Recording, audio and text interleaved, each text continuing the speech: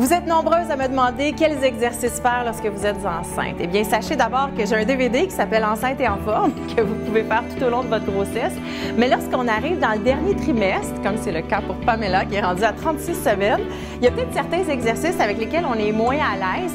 Donc aujourd'hui, je vous présente un programme d'entraînement. C'est seulement quelques exercices, mais qui vont vraiment travailler de façon efficace le haut du corps et le bas du corps. On va commencer tout de suite avec des pliés.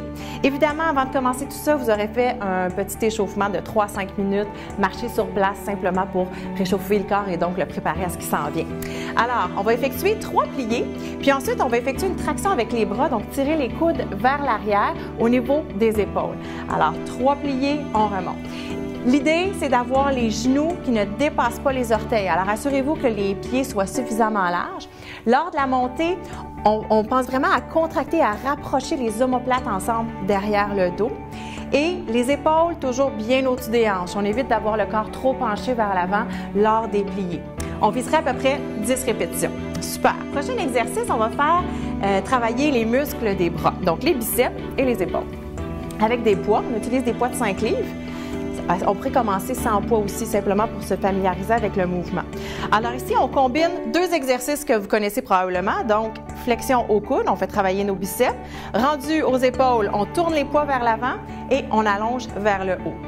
Ce qui va être important, c'est d'avoir une légère contraction au niveau des abdominaux pour éviter d'arquer le dos. Et l'autre chose, c'est la base. Quand on est assis sur un ballon, on peut avoir tendance à être déstabilisé. Donc, ce qui est important, c'est d'avoir les pieds un petit peu plus larges pour se sentir plus stable. Évidemment, au lieu du ballon, on pourrait utiliser une chaise si vous en avez une à la maison. Encore une fois, on viserait une dizaine de répétitions. Et n'oubliez pas de respirer. Quand on fait des exercices de musculation, on peut avoir tendance à bloquer la respiration. Alors, bien important de respirer. Et prenez des pauses entre chacun de vos exercices. Donnez-vous le temps de respirer, de prendre une petite gorgée d'eau. Prochain exercice, le push-up. Oui, même si on est enceinte, on peut faire des push-ups, mais on va modifier un petit peu la position, puis on va... En fait, entre chacune des répétitions de push-up, on va effectuer une extension de la jambe derrière. Alors ici, c'est seulement le haut du corps qui va descendre, donc on va effleurer le nez au sol.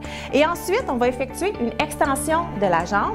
Même chose remonte, extension de l'autre jambe. Donc, on alterne entre chaque flexion au coude, extension derrière. Ici, ce qu'on veut, 2 choses, s'assurer de garder le bas du dos bien plat. Donc, on évite d'arquer le dos.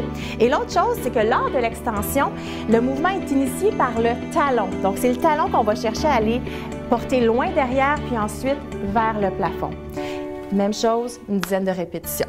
Prochain exercice, couché sur le côté, on va aller travailler encore les muscles des fesses et des cuisses. Les muscles qui sont situés donc à l'extérieur de la cuisse.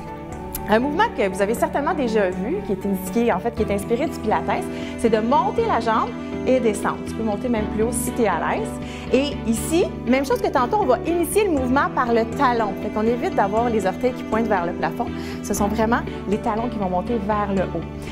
15 à 20 répétitions dans ce cas-ci. C'est un mouvement qui est un petit peu plus facile, mais allez-y vraiment en vous assurant que ce soit fluide avec une bonne respiration. Si vous êtes fatigué après 10, on arrête. Donc ça, c'est le premier exercice sur le côté. Le deuxième, super simple, des petits cercles vers l'avant. Donc on va effectuer 10 cercles vers l'avant et ensuite 10 cercles vers l'arrière. C'est pas nécessaire que la jambe soit haute. Et vous voyez que la main de Pamela est située devant son ventre pour garder une meilleure stabilité. Alors évidemment, ici, on ferait l'autre côté, même chose, donc les montées, descentes et les petits cercles. Super! Pour terminer, on va faire un petit étirement qui peut être effectué soit le matin en vous levant ou le soir avant de vous coucher, qui fait toujours du bien. Alors, ce qu'on appelle des flexions latérales, donc en position indien, allongez le bras, sentez l'étirement au niveau du tronc. Inspire et expire. L'important, c'est vraiment de ne pas sentir de douleur. C'est vraiment d'être dans une position qui nous fait du bien, qu'on sent que ça étire. Et on essaie de rester à peu près 3 à 5 respirations. Et on relâche complètement. Détendez les muscles du cou, détendez les épaules. Alors voilà, évidemment, vous pouvez le répéter quelques fois. C'est toujours agréable de s'étirer. Alors voilà pour les exercices. J'espère que ça va vous donner des idées pour demeurer en forme jusqu'à la fin de votre grossesse.